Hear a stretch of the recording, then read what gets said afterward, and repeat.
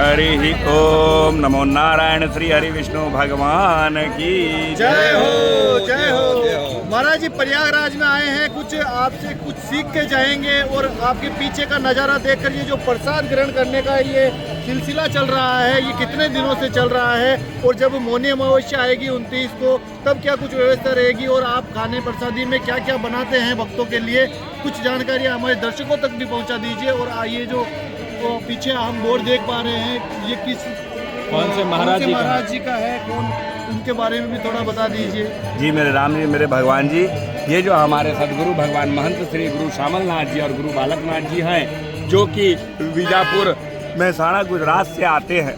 प्रभु जी इन्हीं के सानिध्य में, इन्हीं के शिष्यों के द्वारा गुरु कृपा से यह भंडारा अन्न क्षेत्र चलाया जाता है।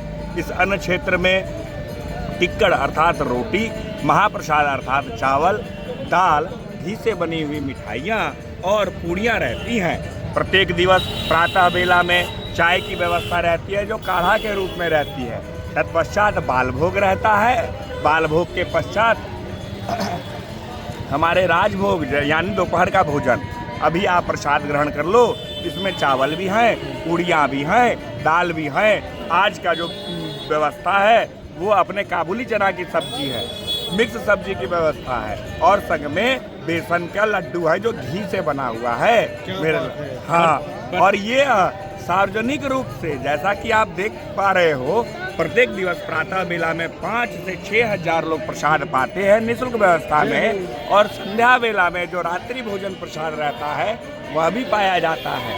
आगामी भविष्य में जो आपने कहा कि मौनी अमावस्या को क्या व्यवस्था रहेगी, तो गुरु कृपा से हम लोगों ने 15 से 20 हजार लोगों के भोजन प्रसाद की व्यवस्था का विचार रखा है। अब देखो मेरे राम जी, अब तो राम कृपा होगी, गंगा मैया की कृपा होगी, जो आगामी भविष्य में कैसे क्या होगा, ऐसे इतना विचार तो रखा है हमने। थोड़ा महाराज जी के बारे में परिचय हमें करवा ये प्रभु जी महाराज ने तो हमारे जो बालकनाथ जी महाराज हैं, वो गुरु जी, और गुरु जी के बारे में क्या कहना, जो अंधकार से प्रकाश की ओर ले जाते हैं वही गुरु होते हैं। उनके नाम मात्र से ही, दर्शन मात्र से ही इतना बड़ा यह कार्य आज तक पूर्ण होते हुए आ रहा है। मैं असीतानंद श्रीधाम वृंदावन गोविंद मठ से हूँ और अपने संस्कृति के चारों वेद, 6 शास्त्र, 18 पुराण, श्रीमद् भगवद गीता, रामायण, महाभारत, इसके अतिरिक्त जितने भी अन्य ग्रंथों के सार हैं, उसमें हम मानव क्या हैं, हमारी आपकी उत्पत्ति क्यों हुई, देवता क्या हैं और देवताओं के उत्पत्ति का कारक क्या है। मेरे भगवान, आज 12 वर्षों के पश्चात जो प्रत्येक 12 वर्ष में यह कुंभ लग रहा है, यह कुंभ सर्वप्रथम अपने इस धरती पर आदि गुरु शंकराचार्य ने 850 वर्ष पूर्व में लगाया था। तत्पश्चात 12 वर्ष को पूरा होने के बाद एक बार कुंभ लगता है। तो उस तरह से अगर आप जोड़ोगे तो 12 12 12 12 करके 12 को गुना करो, 144 वर्ष हो गए। यह प्रयागराज संगम की धरती है, यह मोक्षदायिनी गंगा रहती है, यहाँ पर हमारी यमुना मैया रहती हैं और यहीं पर गुप्त रूप से सरस्वती का वास है।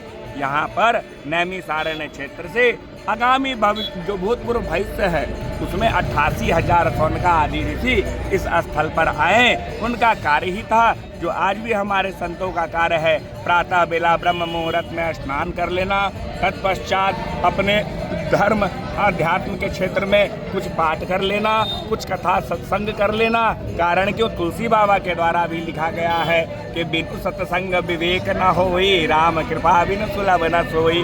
उसी प्रकार से हमारे भागवत में भी अलग अलग स्थानों पर यह उल्लेख आता है कि सत्संग से ही गुण होता है और सत्संग से ही गुण जाता है। और बताओ मेरे भगवान, नई जनरेशन के लिए आप क्या संदेश देना चाहते हैं? युवाओं के लिए जो यह संदेश है प्रभु जी, कारण देखो, अपने धर्म, सभ्यता, संस्कृति, जाति जो सनातन है, कारण क्यों, स्वामी विवेकानंद जी महाराज ने लिखा कि हिंदू धर्म है, पुनः हिंदू धर्म है प्रश्नवाचक चिन्ह। और उन्होंने प्रत्युत्तर कहा कि हिंदू केवल धर्म मात्र नहीं है, हिंदू जाति है, हिंदू सभ्यता है, हिंदू संस्कृति है, हिंदू सनातन नित्य है। पुकार लगा करके कहा है हिंदू सनातन नित्य है, कारण हिंदू कुंभकर्ण की निद्रा में है, जगाना है, चलाना है, तब तक जब तक अपने लक्ष्य को प्राप्त न कर ले। तो लक्ष्य मात्र एक, मोक्ष की प्राप्ति करना, मुक्ति की प्राप्ति करना, भुक्ति की प्राप्ति करना। युवाओं का न आना आज के समय में कारण क्यों, जो अभी के युवा पीढ़ी है, जो 20 वर्ष के हैं, जो 18 वर्षीय है, जो 22 वर्षीय है, जो 25 वर्षीय है या 30 वर्षीय है, उनका जो अध्ययन क्षेत्र रहा है वह अंग्रेजी माध्यम से हुआ है। अंग्रेजी माध्यम में मेरे लाल गोपाल कृष्ण कन्हैया लाल न सरस्वती पूजा की छुट्टी दी जाती है, न महाशिवरात्रि की छुट्टी दी जाती है, न दुर्गा पूजा की छुट्टी दी जाती है। वहाँ पर अपने संस्कृति को नाश करने वाला वो जोकर बनाया जाता है अपने बच्चों को। और जो बच्चे पढ़ करके जाते हैं, अगर हनुमान जी महाराज को देखते हैं और अपनी मम्मी से पूछते हैं, जो मम्मी ये कौन है, तो माँ कहती है कि बच्चा ये हनुमान जी महाराज है, तो बच्चा बोलती है नहीं mummy you wrong, it's a monkey man. उनको वो मंकी मैन बना देता है। कारण कि वो अपनी सभ्यता संस्कृति को नाश करने के लिए, या आज से नहीं आदि कालों से राक्षस प्रवृत्ति के लोगों के द्वारा कलयुग में भी इसका प्रभाव किया जा रहा है। अगर हम अपने बच्चे को आज के समय में हमारे गुरुजी महाराज के सानिध्य से गुरुकुल चलते हैं, अनेकों नेक बच्चे हैं जिनको 8वीं कक्षा के पश्चात, अगर आप 8वीं तक शिक्षा ग्रहण किए हो तो 8वीं कक्षा के पश्चात उन्हें संस्कार दिया जाता है। उन्हें संस्कृत के, अपने संस्कृति के चारों वेद, 14 18 पुराणों का अध्ययन कराया जाता है। तत्पश्चात जिस प्रकार गुरुकुल में प्रभु श्री रामचंद्र ने अपने ज्ञान को अर्जित किया, जिस प्रकार गुरुकुल में हमारे कृष्ण भगवान ने अपने ज्ञान को अर्जित किया, उसी तरह का ज्ञान दिलाने का प्रयास गुरु कृपा से हो रही है, राम जी की कृपा से हो रही है, कृष्ण जी की कृपा से हो रही है। अगर हम अपने बच्चे को अंग्रेजी माध्यम में भेजते हैं तो सबसे पहले तो वो एक खाने में बढ़ जाते हैं, red house, blue house, green house, white house. तत्पश्चात वो जो है वह स्कूल अपने बच्चे को शिक्षा अध्ययन कराने वाला नहीं है, वह पैसे कमाने का एक शक्ति है।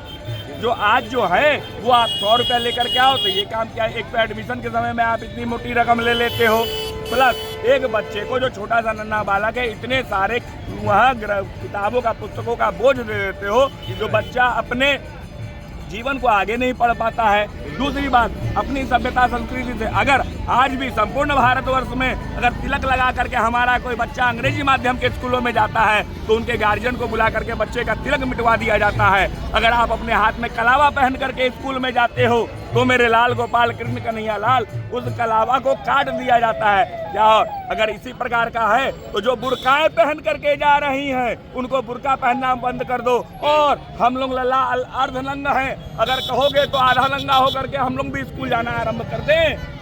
इस तरह की व्यवस्था तो नहीं होगी। अपनी लज्जा है, अपनी मर्यादा है, कारण कि हम लोग मर्यादा में रहने वाले राम को पूजते हैं। हम लोग धर्म के विरुद्ध खड़े होकर के सारथी बनकर लड़ने वाले भगवान श्री कृष्ण को पूजते हैं। अरे हम लोग तो औगरदानी, जो अपनी ही इच्छा से आशीर्वाद दे करके नाश करने वाले जो भस्मासुर था उन्हें भी आशीर्वाद दे देते हैं जो ये कहीं हमारा ही नाश न कर दे। इस विचार को रखते हुए भी, कारण कि हम लोग शास्त्रों में अध्ययन करते हैं, अगर हम भगवती की पूजा करते हैं तो या देवी सर्वभूतेषु लक्ष्मी रूपेण संहिता, या देवी सर्वभूतेषु भक्ति रूपेण संहिता, या देवी सर्वभूतेषु दया रूपेण संहिता, या देवी सर्वभूतेषु भांति रूपेण संहिता। इसी प्रकार से जब 12वें 14वें नंबर पर आते हैं तो पढ़ते हैं या देवी सर्वभूतेषु शक्ति रूपेण संहिता। पहले हमने दया मांगा, पहले हमने उसको क्षमा के रूप में देखा, पहले हमने उन्हें प्रेम के रूप में देखा, पहले स्नेह के रूप में देखा, पहले निद्रा के रूप में देखा, पहले भ्रांति के रूप में देखा, तत्पश्चात शक्ति के रूप में देखा। और शक्ति अर्थात जन्मदात्री, शक्ति अर्थात संहार करना नहीं। अगर आप में दुष्टता प्रवृत्ति होगी तो भगवती संहार करेंगे। अगर आप रावण होंगे तो हमें राम बन करके आपको संहार करना ही होगा। अगर आप कंस बनेंगे तो हमें कृष्ण बन करके आपका नाश नहीं, विनाश नहीं, सर्वनाश करना ही होगा। और कहो प्रभु, क्या कहूँ मैं आपको। बहुत बहुत धन्यवाद महाराज जी, बहुत बहुत धन्यवाद। आपने जो जानकारी दी उसके लिए आपको बहुत बहुत धन्यवाद। सनातन धर्म को जिंदा रखने के लिए आपको पुनः बहुत बहुत धन्यवाद। महाराज जी इसी पद पे आप चलते रहो, ये उम्मीद करते हैं। और जो नीचे की जो जनरेशन है वो आपसे बहुत कुछ सीखने को मिलेगा इस वीडियो के माध्यम से। और आपका पुनः आप लोगों के प्रेम स्नेह से प्रभु जी 18 वर्षों से निरंतर श्रीधाम वृंदावन गोविंद मठ परिक्रमा मार्ग अटल्ला से आगे में अपने गुरु के सानिध्य में रह करके कुछ अध्ययन करके आप लोगों के प्रेम स्नेह से अपने धर्म अध्यात्म का प्रचार करने का प्रयास करता हूँ। कारण क्यों मेरे राम जी, अपने संस्कृति जो नाश नहीं होगी, जो आदि से आ रही है और जिसका अंत नहीं, अनंत तक जाएगा। कारण क्यों हम लोग अनंत भी एक भगवान को कहते हैं, कहिए अनंत भगवान की। और उसी उसी आनंद से आनंद की प्राप्ति होते हैं। कहिए आनंद कंद भगवान की और उसी आनंद को भगवान श्री कृष्ण कहते हैं, क्योंकि जब श्री कृष्ण का प्रादुर्भाव प्राकट्य हुआ पहले दिवस से, देखिए चतुर्भुजधारी शंख चक्र गदा पद्म लेकर के माता को दिखला दिया और शिशु रूप में उनके घर में प्रवेश कर गए, ठीक है। और तत्पश्चात ही दूसरे दिन जब भगवान का जयकारा नामकरण हुआ तो सभी ने कह दिया कि नंद के आनंद भयो जय कन्हैया लाल की, हाथी घोड़ा पाल की जय कन्हैया लाल की। तो मेरे लल्ला मेरे गोपाल, आनंद बराबर राम होता है, आनंद बराबर कृष्ण होता है। या जो विधर्मी है, कुकर्मी है, अपराधी प्रवृत्ति में संलिप्तता रखते हैं, जो मेरे राम को नहीं मानते हैं, जो मेरे कृष्ण को नहीं मानते हैं, जो मेरे महादेव को नहीं मानते हैं, जो भगवती जगत जननी जगदम्बा को नहीं मानते हैं, वह निश्चित रूप से अपने संस्कृति का ह्रास करने का उनको ठीका मिला हुआ है। वो अपने संस्कृति को नाश करने के लिए लगे हुए हैं। अगर जड़ को आप देवता पहले ही खोखला कर दोगे तो उनकी शाखाएं, लता पताएं कहाँ से उसमें जो है वह कठोरपन आएगा। और कहो मेरे भगवान, आजकल जड़ पे ही सबसे पहला